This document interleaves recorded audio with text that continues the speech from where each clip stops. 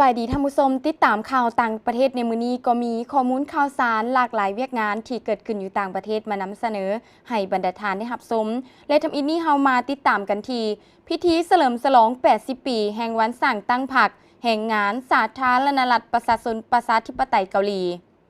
ในวันที่ 10 ตุลาคม 2025 นี้สาธารณรัฐประชาชนประชาธิปไตยเกาหลีได้จัดพิธีเฉลิมฉลองวันสร้างตั้งพรรคแห่งงานเกาหลีครบรอบ 80 ปีคือวันที่ 10 ตุลาปี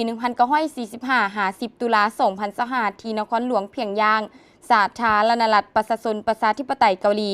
โดยการเป็นประธานของทานกิมเจิงอุนเลขาธิการใหญ่พรรคแห่งงานเกาหลีประธานกิจการแห่งรัฐแห่งสาธารณรัฐประชาชนประชาธิปไตยเกาหลีพร้อมนั้นยังมีผู้นำจากหลายประเทศได้ถูกเชิญเข้าร่วมพิธีดังกล่าวในพิธีได้มีการแสดงศิลปะการเดินขบวนสวนสนามอย่างยิ่งใหญ่มีบรรยากาศคึกคืนตื่นเต้นเหตุการณ์ได้ปกคลุมไปทั่วประเทศพรรคแห่งงานสาธารณรัฐประชาชนประชาธิปไตยเกาหลีได้รับการสร้างตั้งขึ้นในวันที่ 10 ตุลาปี 1945 เมื่อหวนคืนประวัติศาสตร์ 80 ปีของพรรคท่านเลขาธิการใหญ่ประธานประเทศแห่งสาธารณรัฐประชาชนประชาธิปไตยเกาหลีคิมจงอุนให้ฮู้ว่า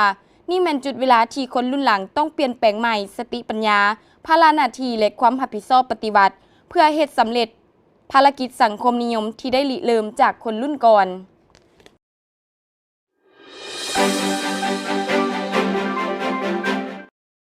และข่าวนี้เฮามาต่อกันที่ข่าวธนาคารกลางจีนเพิ่มการซื้อคำอย่างต่อเนื่อง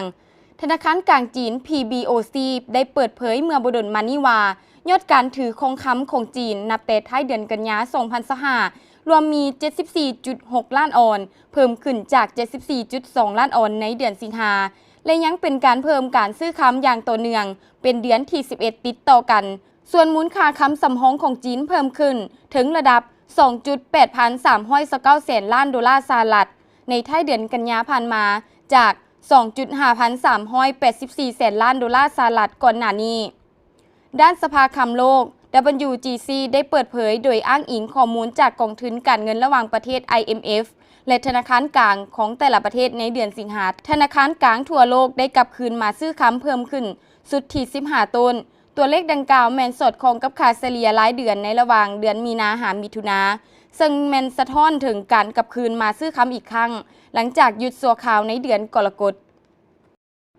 ท่านผู้ชมและนี่ก็แม่นข้อมูลข่าวสารที่ทางข่าวต่างประเทศได้นำมาเสนอให้ทานได้รับชมและมาฮอดนี้เวลาของทางข่าวต่างประเทศก็ได้หมดลงแล้วขอบใจทุกท่านที่ให้การติดตามรับชมพบกันใหม่ในมื้อหน้าสำหรับมื้อนี้สบายดี